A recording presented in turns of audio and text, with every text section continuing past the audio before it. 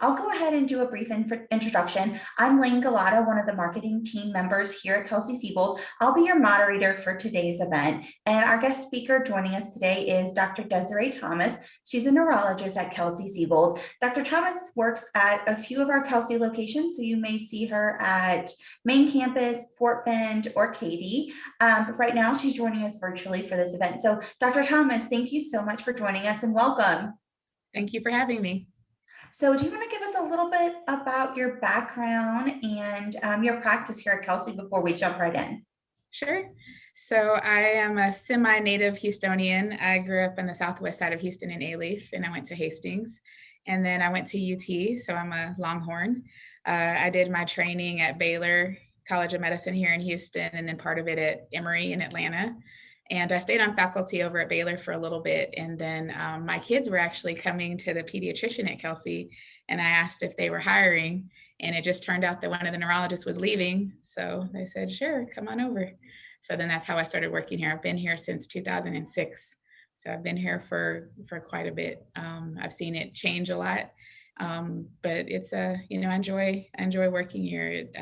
I like that we have everything kind of integrated, so I can see what the other doctors are saying. I think that that's really helpful. It's also helpful for me and helpful for the patients too. Absolutely. And one of the things we talk a lot about is how our care is connected through all of our providers and all locations at Kelsey, and we're connected to our patients through MKO, communications, email. So I'm glad you mentioned that because it's one of the things we like to talk about a lot. Yeah. And it allows me time. I have 3 kids.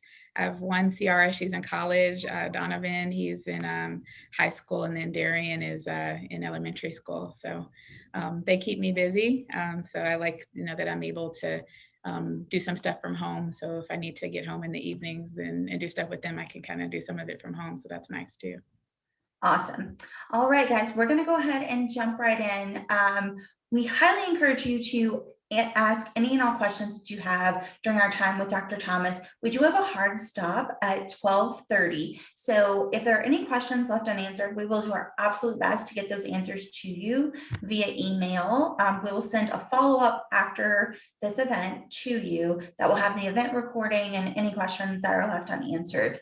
If you have any questions during today's event, there is a chat button and a Q&A button at the bottom of your Zoom screen. Feel free to submit your questions through there. I'll do my best to ask Dr. Thomas those questions as they're applicable to what we're talking about. But we are going to go ahead and jump right in then. So Dr. Thomas, let migraines, headaches, this is a whole world of new things for us to discuss today. Can you talk a little bit about the different types of headaches? And then we can go ahead and jump right in specifically and talk about migraines. Okay. So you can have headaches because of tension. Some people think tension means you're stressed out, but it means the muscles are tightening up, so the muscles are in tension. You can have them from sinus problems or dental problems or TMJ problems. You can have headaches because of migraine, and we'll talk about that in a minute, what the symptoms of that are.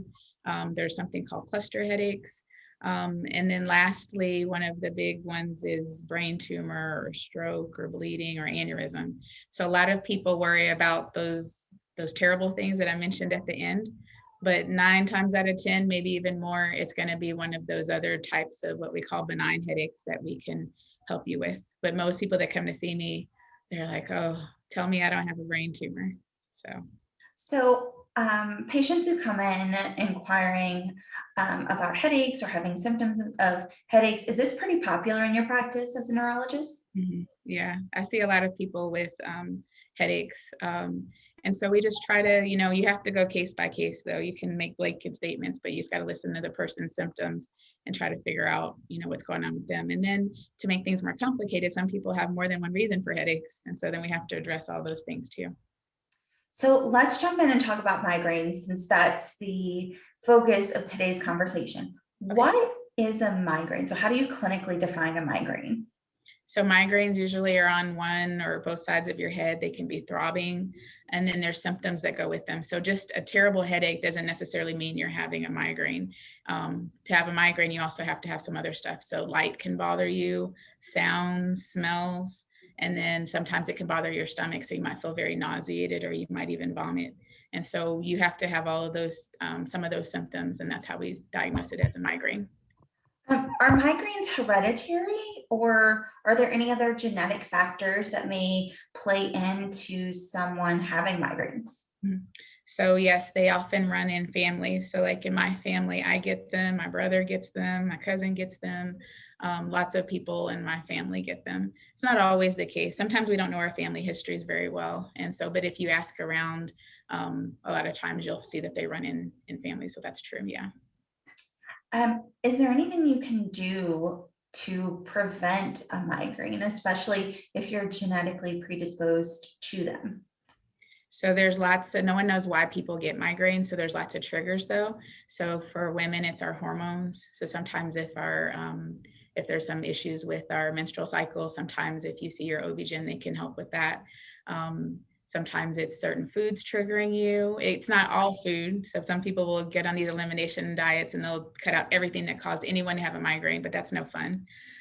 Sometimes it's lack of sleep, stress. So you can't get all the stress out of your life, but just trying to deal with it better. Dehydration. Sometimes there's certain medicines. So if some doctors don't like you to Google, but you can Google migraine triggers and you can see a long list of them, and you try to go through them and see what your triggers might be so you can avoid them. So triggers can be part of your lifestyle. Mhm. Are there any tried and true lifestyle changes that may decrease the chances of having a migraine, or is it really just depends on each individual? I think it depends on each individual. For some people, though, like trying to get a little bit more exercise and eat a little healthier, that can help. But sometimes you're just a migraine person. A lot of people think that there's a migraine personality. It can be somewhat of a controlling person. Not that I'm a controlling person. Um, Sometimes. So sometimes you can be a person that gets stressed out very easily. That can be something that you can work on. But in general, it's also thought that many people that have migraines are very smart. So, sometimes it's not a bad thing. Sometimes it's just something that you have to accept that that's how your brain works, and then let the doctor help you try to calm them down. So let's talk about, you mentioned the rare case that migraines or headaches can lead to strokes or other serious health conditions. Can you talk a little bit about that? Is this the norm, or, over time, is this something where that migraines can cause strokes over time? So in general, there's some exceptions. The migraines themselves don't necessarily cause you to have a stroke, but a symptom of a stroke could be a headache. So say you're a person that normally gets your migraines, but none of your medicine is working. It seems very different. Or it's a headache that's so severe you can't even really think straight. Or if you have a headache and now you're having new neurological symptoms. So say you have a headache, but your right side is weak, or your vision is changing, or your speech has changed, then that could mean that there could be something more serious going on, and then we have to look into it. Earlier you mentioned sinuses and allergy problems can cause headaches. Are there any methods or treatments to help decrease headaches or sinus headaches and allergies that you would suggest? So if you think that it's your sinuses, sometimes it's good to, talk to your primary care doctor about it, because there's a lot of people that think that they're having sinus headaches, but at the end of the day, it's actually migraine, because migraine can make you feel very congested in your face. But unless you're actually draining, or having some other sinus symptoms, fever and other things, then it could also still be a migraine. So I think at the end of the day, just like talking to your doctor to let them help you figure out which it is. But if it is sinus, then there are different medicines they can do to try to help your sinuses and keep them clear so that you don't have as many headaches. And same thing with allergies. If they can identify what your allergy triggers are, then you can try to avoid those things. So we're talking a lot about communication here with our doctors. Mhm. Where would you suggest any of our attendees start seeking treatment if they are having issues with headaches or migraines? Should they immediately make an appointment with a neurologist, or should they start with their primary care provider? I think in general, it's good to see your primary care doctor first, just because they can kind of go down the list of possibilities and steer you in the right direction. Because I do sometimes see people that they see me and it turned out it was sinus, which could have been probably easily handled by their primary care doctor. Now, if you're someone that you've established, someone's diagnosed you with migraines and maybe you're new to town or something, then you might just want to go straight to the neurologist. For a lot of people on their plans, the copay is different. So what you would pay for a specialist is different than what you'd pay for your primary care doctor. So for that reason, it's also a good idea to at least get their input first before you go to see the specialist. What are any, if you are having any symptoms, you would say immediately see a doctor. If someone is having like a severe headache or anything like that, do you sort of have a checklist where you would say, okay, you need to call a neurologist now if you're having XYZ symptoms, or you need to see your primary care doctor if you're having XYZ symptoms? Yeah, or even go to the emergency room. So like if you're having just a very severe headache, like the worst headache of your life, or if again, you're having weakness or numbness or difficulty talking or seeing, something really drastic, you should probably just go straight to the emergency room.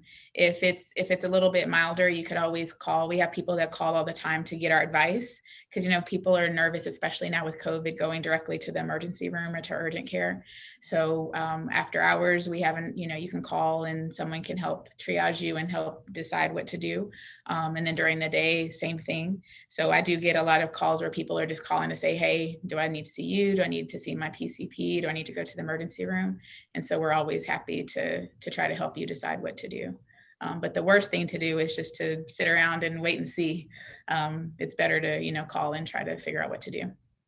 So we've talked about lifestyle changes and how some of those may help improve, migraines and headaches. But what about medications? So can we talk a little bit about over-the-counter medications and prescription medications and other treatments that are available to treat migraines? Mm-hmm.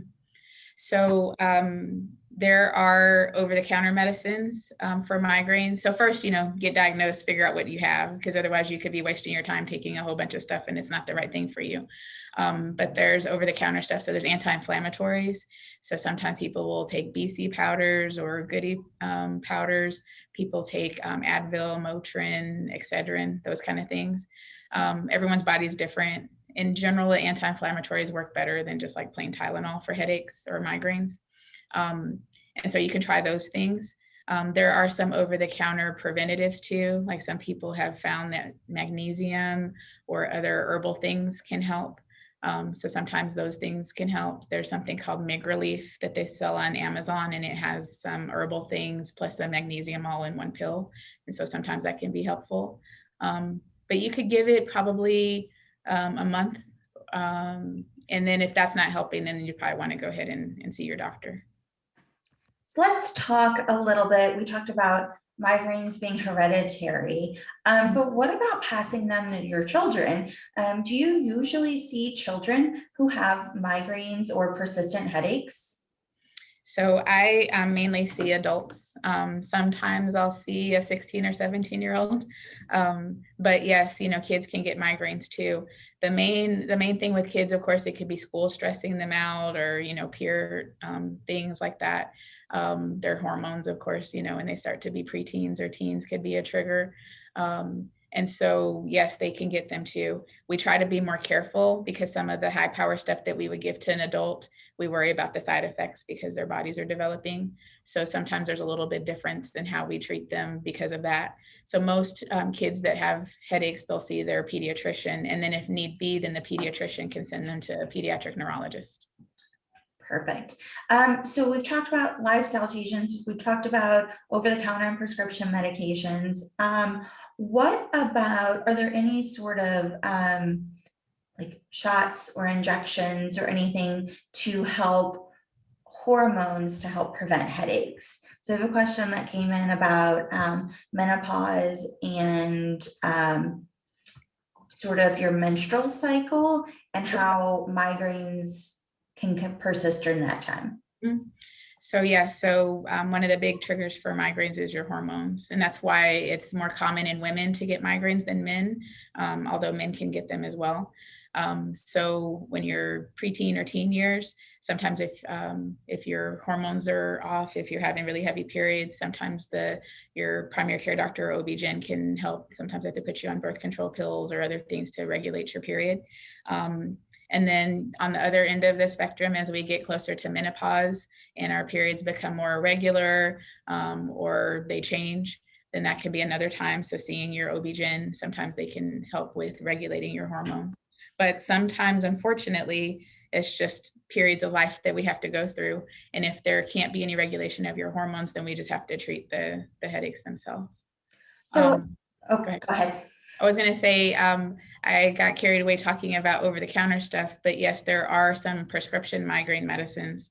So there's this group of medicines called triptans because they all end in something triptan. There's sumatriptan and rizatriptan. There's a whole bunch of them. There's like 8 or 9. So those can be prescribed by your doctor. And then there's some new as-needed medicines. There's one that they've been advertising on TV that one of the Kardashians advertises for. Yep. And there's one that Serena Williams is in. So they are in a different family that we have just recently found can help with migraines. Mm-hmm. There's one called Ubrelvy and one Nurtec. And then there are some preventative medicines. So medicines that your doctor prescribed that you take every single day, whether you're having a headache or not. And there's several families. There's certain blood pressure medicines. There's some antidepressants, believe it or not, that can be used even if you're not depressed. There's some seizure medicines. And so besides those, some people even get Botox, which is an injection. So the same stuff they use for wrinkles that can be used for migraines. And then lastly, there's a brand new injection that you give yourself at home once a month. So there's lots of different treatments. You just have to work with your doctor to see which one is going to be right for you. Overall, speaking in general about migraines, is it dangerous to get migraines? So we were talking earlier, in rare cases, there are people that will have a migraine and it'll cause the blood vessels to change enough where you don't get enough blood to your brain and you can have a stroke. Super, super rare. And the signs of that would be if you normally have what you know to be your normal headache and now you're having problems talking or seeing or something like that.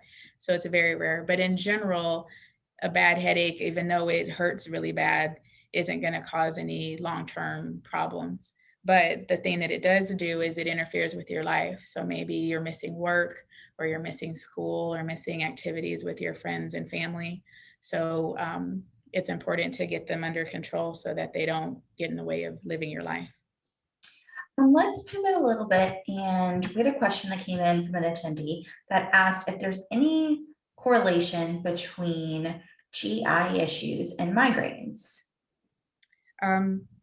In the sense that there are a lot of triggers, a lot of food triggers that can cause migraines.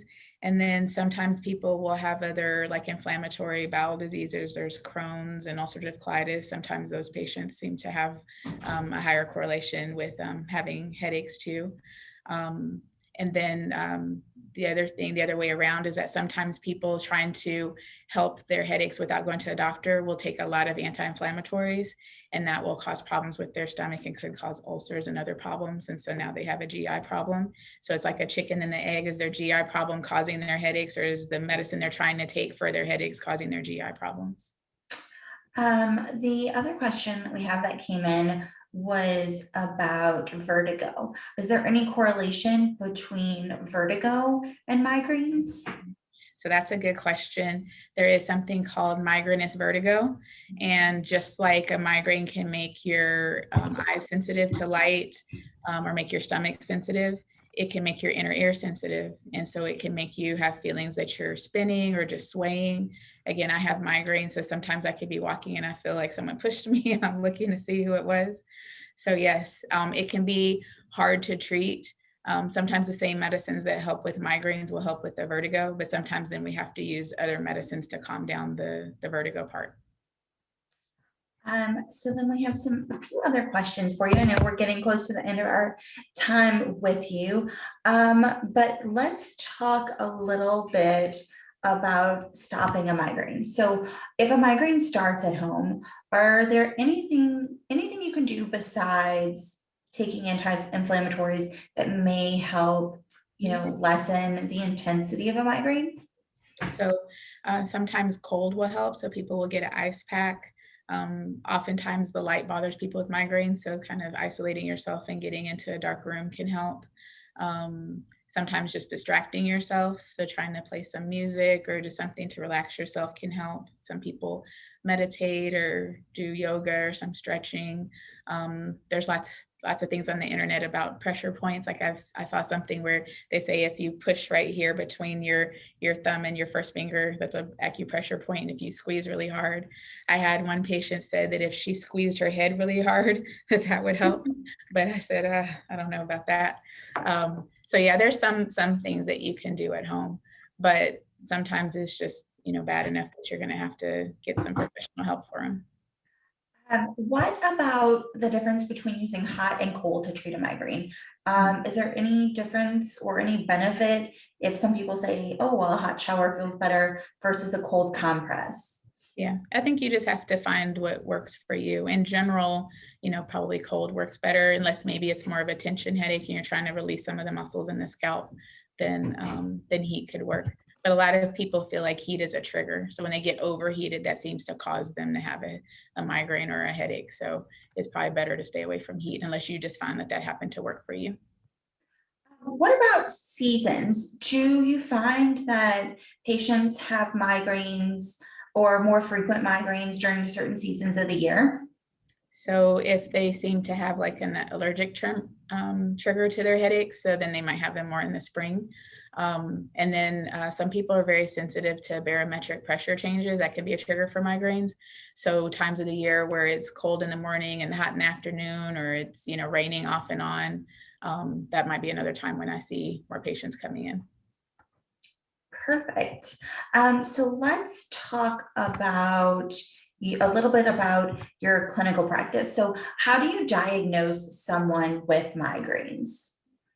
So it's all about them telling me their symptoms. So sometimes people, it's really important before you go to the doctor to really sit down with yourself and decide what are your symptoms, because you could think that if you come to the doctor and say my head is hurting, like that's good enough.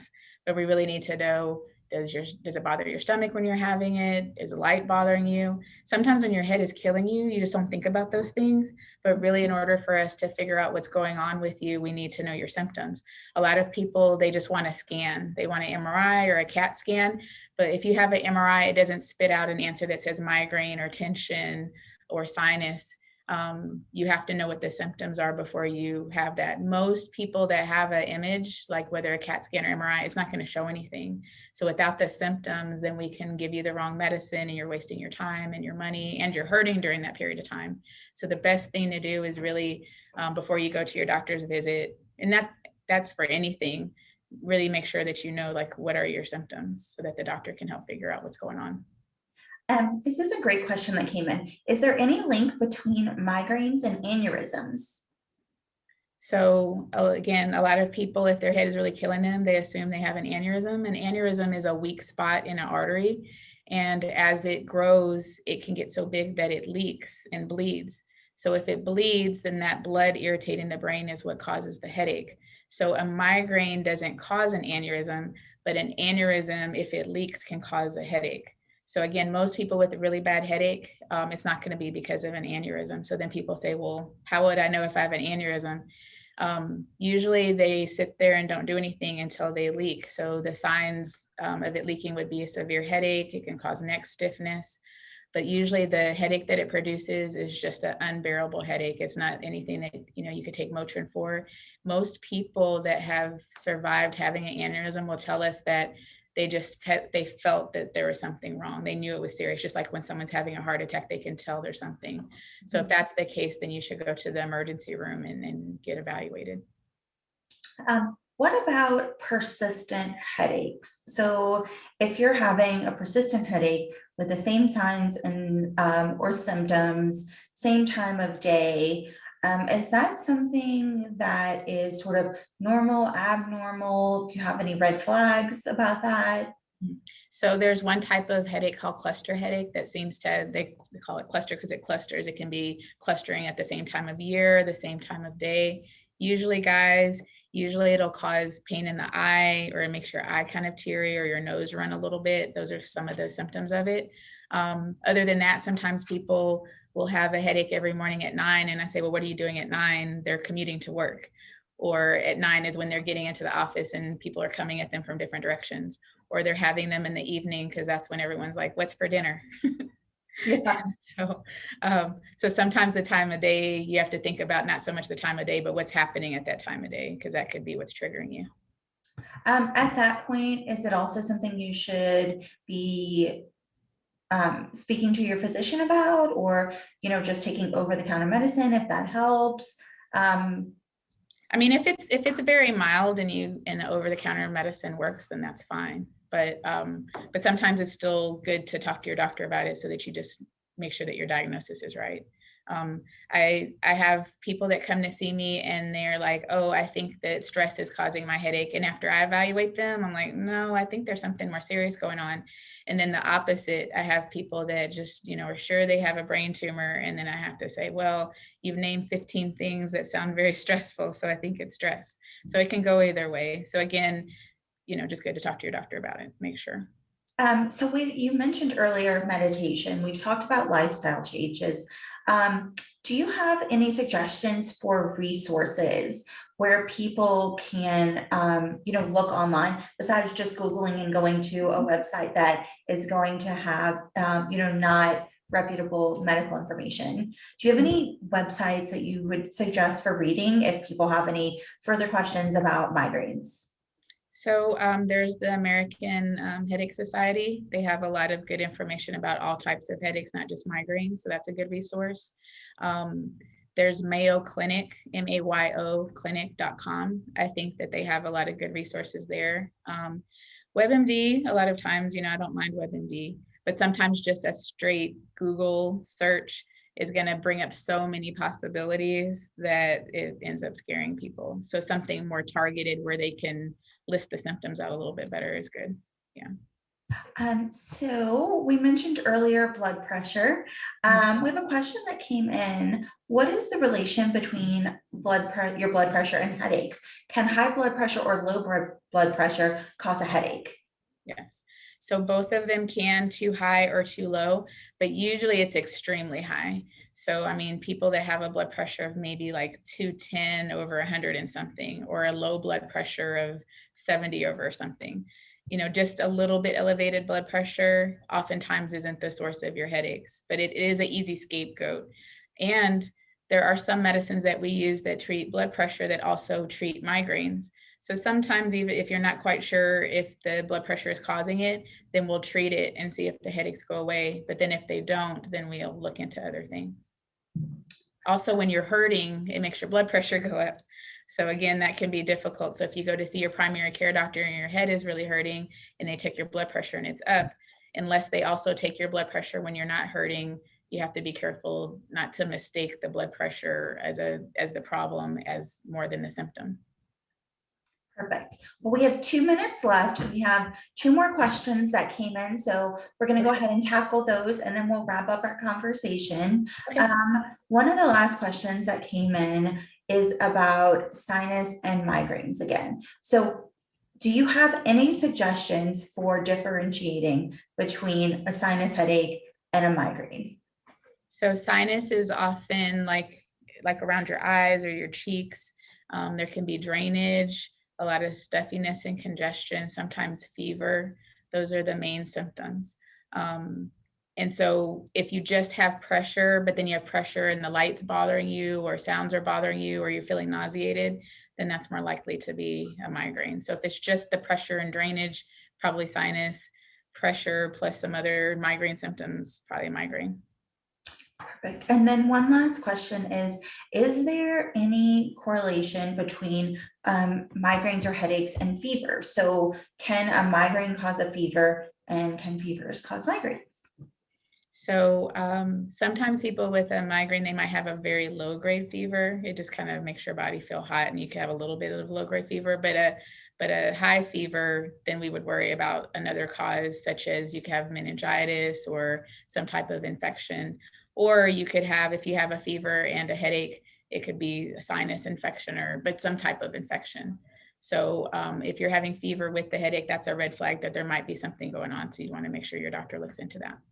Wonderful. Okay, well, we're going to wrap up our conversation today with Dr. Thomas. We're right on the mark at 1:30, and we need to let her get back to seeing patients. She has some patients coming in soon. So thank you to everyone who joined us today. We will send out this conversation to you in an email. So this is being recorded today. So don't worry if you have any questions about referencing, the websites Dr. Thomas mentioned, or any of the answers to her other questions. That this will be sent out to you.